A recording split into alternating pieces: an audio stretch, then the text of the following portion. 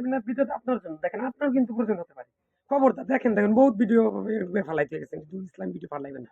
একটু শোনেন, বিষয়টা হচ্ছে আফসোস লাগছে কিছুক্ষণ আগে ডাব নিয়ে আসছে, ডাব ডাব ডাব নিয়ে এসে 1 রুগী আমার কাছে। ও ঔষধ দিলাম, বললো যে পড়াইতে যাই, যেখানেই যাইবো ইনশাল্লাহ আমার জানা মতে আমি শুনতে পেরেছি সে বলবে নাউজুবিল্লাহ আস্তাগফিরুল্লাহ আল্লাহ মালুম। আমি অনেকে শুনছি যে এভাবে ডাব পড়ে দেয়, এই পড়বে এই দয়াল্লাহ দয়াল খোদা সুলেমান পয়গম্বরের মাথা খা, নাউজুবিল্লাহ আল্লাহর আরিশ কুরসি ভাঙ্গা পর, মা মনসার কসম। একটু ভাবেন তো, মা মনিবার স্যারের কসম, আল্লাহ ছাড়া কারো নামে যদি কেউ কসম কাটে, এটা কি কবিরা গুনাহ নয়? এটা কি শিরকের পর্যায়ে চলে যায় না? আপনার এলাকার মুফতি মুহাদ্দিসের কাছে জিজ্ঞাসা করেন, এই বাক্যগুলো বলা ভালো? আমি বললাম যে এগুলা যে করতে যান, এগুলা না করিয়া ডাবটা নিজে পড়েন আলহামদুলিল্লাহ রব্বিল আলামিন পড়িয়া কুলা যেমন নাচ পড়েন, পড়িয়া আপনি দিয়ে নিজে খান বা নাতিকে খাওয়ান। যদি ভুই এটা দেওয়া যায়, আল্লাহ রাসূল এইভাবে দিতে বলে নাই। পানিতে ভু দেওয়ার ব্যাপার আছে অথবা দম করার ব্যাপার আছে, এটি সুন্নাত।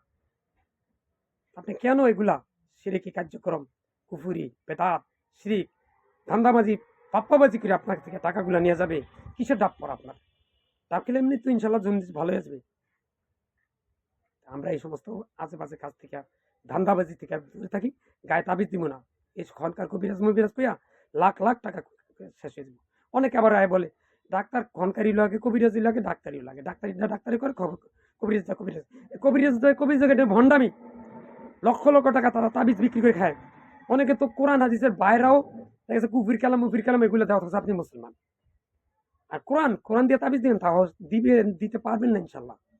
সকাম বহুত জায়গায় আপনি এআই সহ সোশ্যাল মিডিয়ায় গুগলে সার্চ দিয়ে দেখেন যে তাবিজ ব্যবহার করা হারাম। এই কথাটা লিখলে হাজার হাজার কোরআন এবং সহি হাদিসরা আয়াত আয়াত সব অনেক মুহাদ্দিসগণ এই ব্যাপারে বলছে যে না দেওয়ার জন্য। আমার মন্তব্য না, আমি আপনার দিতে বলিনি, আমি ফতোয়া দেওয়ার কে আমি না, আমি তাবিজ দেওয়ান যাইব না এটা কিন্তু আমি বলতেছি না। কোরআন এবং সহি হাদিস থেকে আমি পড়া বুঝতে পারছি, সেখানে বলা হয়েছে এবং অনেক মুহাদ্দিসগণ বলছে, ফকিরগণ বলছে, মাসালা দিয়েছে অনেকেই, যেগুলো ব্যবহার করতে না। আপনি আল্লাহর কাছে দাঁড়িয়ে যান, ওয়াতাসিমু বিহাবলিল্লাহ জামিআন ওয়ালা তাফাররাকু, এবং কোরআন আছে হাসবুনাল্লাহু ওয়া নি'মাল ওয়াকিল নি'মাল মাওলা নি'মান নাসির। আল্লাহ সাহায্যকারী, আল্লাহই আপনার উকিল, আল্লাহই আপনার অভিভাবক, সবকিছু।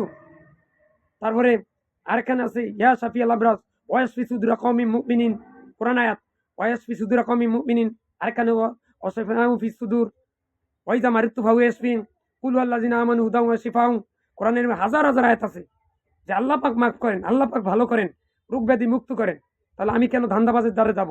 আমি কেন সুলাইমান বকরের মাথাকা আল্লাহর আরশ কুরসি ভাঙ্গা পর, মামনসের কসম, নাম 20 দোয়াই দিলাম নাউজুবিল্লাহ, এই সমস্ত শেখ বিরেক বেদাত কুফুরি বাক্য আমার মতো মুসলমান নামাজ পড়ি, আবার ওখানে যে কুফুরি আশ্রয় নেই। সি সি সি, আফসোস আফসোস আমাদের কি হইলো? এগুলা সব কিছু আমরা বাদ দেবো কি? ঠিক আছে ভাই? ইয়া আল্লাহ, আমি সব পৃথিবীর সকল মুসলিম উম্মাহকে তুমি উপর কথাগুলো শুনে সহি মতো আমল করা তৌফিক দান করো। উদখুলু ফিস সিলমি কাফা, পরিপূর্ণ ইসলামে দাখিল হওয়ার তৌফিক দান করো।